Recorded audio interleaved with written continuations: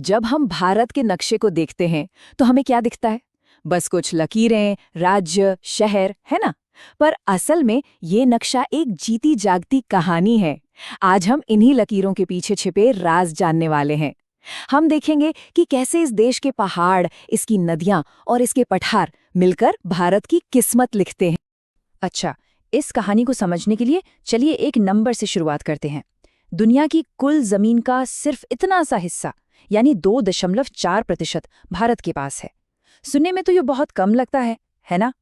लेकिन अब इस तस्वीर का दूसरा पहलू देखिए। दुनिया की लगभग 17.5% आबादी इसी छोटे से जमीन के टुकड़े पर रहती है। यहीं से ये कहानी दिलचस्प हो जाती है। इतनी कम जमीन पर इतने सारे लोग, जाहिर है यहाँ की जमीन का हर एक इंच, हर पहाड़, हर नदी बहुत ज्यादा मायने रखती है। तो सवाल यही है कि आखिर एक देश का भूगोल उसकी कहानी कैसे तय करता है। चलिए आज इसी सवाल का जवाब ढूंढते हैं। हम भारत के पहाड़ों की चोटियों से लेकर नदियों की गहराइयों तक का एक सफर तय करेंगे और समझेंगे कि ये सब कैसे जुड़ा है। तो चलिए सफर शुरू करते हैं उत्तर से, भारत के सिर के ताज हिमालय से। ये सिर्फ पत्थर और बर्फ के पहाड़ नहीं है, ये एक जीती जागती दीवार है। और पता है सबसे हैरान करने वाली बात क्या है? हिमालय भूवैज्ञानिक रूप से बहुत युवा हैं।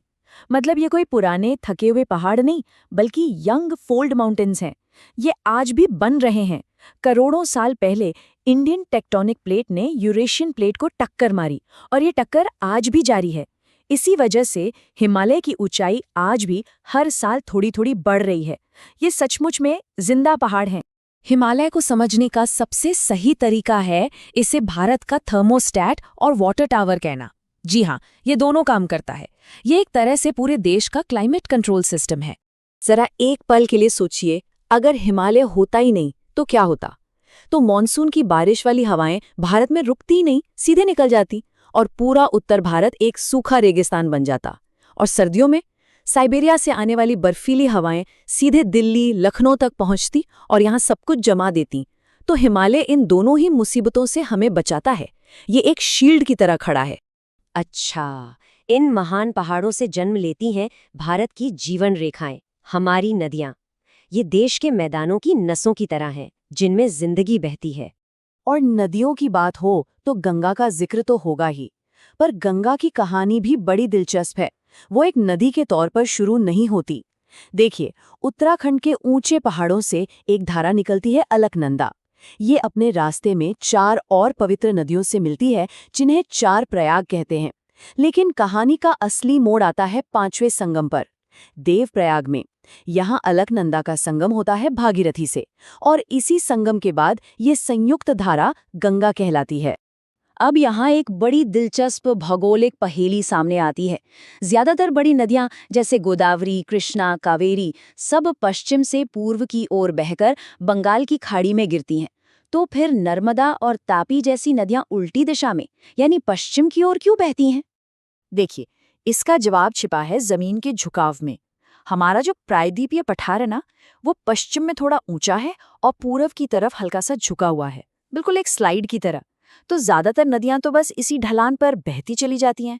पर नर्मदा और तापी ये कुछ बागी नदियां हैं। तो इन बागी नदियों का राज क्या है? वो है रिफ्ट वैली, यानी भ्रंश घाटी। इसे ऐसे समझिए कि जमीन में बहुत गहरी दरारें हैं जो पश्चिम की ओर अरब सागर तक जाती हैं। तो ये नदियां जमीन के ढलान को फॉलो करने के बजाय इन बनी बनाई दरारों के रास्ते पर चल पड़ती हैं, जो उन्हें सीधा पश्चिम की तरफ ले जाता है। चलिए अब उत्तर के युवा और बेचैन पहाड़ों से उतरकर चलते हैं भारत के सबसे पुराने और सबसे स्थिर हिस्से की तरफ, प्रायद्वीपीय पठार। जहां हिमालय कुछ करोड़ साल पहले बना, वहीं ये पठार अरबों साल पुराना है। ये भारत की सबसे पुरानी कहानी है। इसी पुराने पठार पर मौजूद है छोटा नागपुर पठार। इसे भारत की तिजोरी भी कहते हैं। और ये नाम बिल्कुल सही है, क्योंकि देश का ज्यादातर खनिज, कोयला, लोहा, बॉक्साइट सब कुछ यहीं से निकलता है। ये भारत का इंडस्ट्रियल हार्टलैंड है। और फिर आता है दक्कन का पठार। इसकी कहानी तो और भी कमाल की है। करोड़ों साल पहले यहाँ जबरदस्त ज्वालामुखी फटे और पूरी जमीन लावा की एक मोटी चादर के नीचे दब गई। फिर लाखों सालों में मौसम की मार से यही लावा टूट टूट कर एक खास तरह की काली मिट्टी में बदल गया। ये मिट्टी पानी को बहुत अच्छे से पकड़ कर रखती है, जो कपास की खेती के लिए एकदम परफेक्ट है। सोचिए, करोड़ों साल पहले की ज्वालामुखी की आग ने आज के भारत के टेक्सटाइल उद्योग की नींव रखी। तो हमने पहाड़ों की बात की, पठारों को समझा, नदियों के राज जाने, पर इन सबको एक साथ कौन चलाता है? वो एक ही ताकत है, मॉनसून। ये सिर्फ बारिश नहीं है, ये भारत के जीवन की लय है। मॉनसून का विज्ञान बड़ा सीधा है। इसे एक विशाल इंजन की तरह समझिए जो जमीन की गर्मी से चलता है। गर्मियों में जब भारत की जमीन तपती है तो यहाँ लो प्रेशर बन जाता है। इस खालीपन को भरने के लिए समुद्र से नमी से भरी हवाएं दौड़ी चली आती हैं और बस यही तो मॉनसून है। और ये मॉनसून ही तय करता है कि देश में कहाँ कैसे पेड़ पौधे होंगे। देखिए, जहाँ 200 सेंटीमीटर से ज़्यादा यानी बहुत भारी बारिश होती है, जैसे वेस्टर्न घाट में, वहाँ हमें घने सदाबहार जंगल मिलते हैं। जहाँ औसत बारिश होती है, वहाँ पर्णपाती या पतझड़ वाले जंगल। और जहाँ बारिश बहुत ही कम होती है, वहाँ सिर्फ कंटीली झाड़ियाँ ही बच पाती हैं। तो अब तक हमने भारत के भूगोल को अलग अलग हिस्सों में देखा, लेकिन असली कहानी इन टुकड़ों को जोड़ने पर ही बनती है। क्या ये सिर्फ चट्टानों और पानी की कहानी है या कुछ और भी है? असल में ये सब कुछ एक दूसरे से इतनी गहराई से जुड़ा है कि एक के बिना दूसरे की कल्पना भी नहीं की जा सकती। देखिए, प्लेटों के टक्कर ने हिमालय बनाया, हिमालय ने नदियों को जन्म दिया और मौसम को कंट्रोल किया। नदियों ने मैदान बनाए जहां सभ्यताएं फली फूली, पुराने पठारों ने खनिज दिए जिनसे इंडस्ट्री चली, और मॉनसून ने खेती और जिंदगी का तरीका तय किया। ये एक पूरा इंटरकनेक्टेड सिस्टम है। और यहीं पर हम अपने सबसे आखिरी और सबसे गहरे सवाल पर आते हैं। आज हम जो नक्शे पर राज्यों की सीमाएं देखते हैं, जो अलग अलग भाषाएं और संस्कृतियां देखते हैं, क्या वो असल में इसी भौतिक नक्शे की एक परछाई मात्र है? जरा सोचिए, क्या विंध्याचल सिर्फ एक पहाड़ है, या वो उत्तर और दक्षिण भारत के बीच एक सांस्कृतिक दीवार भी है? शायद।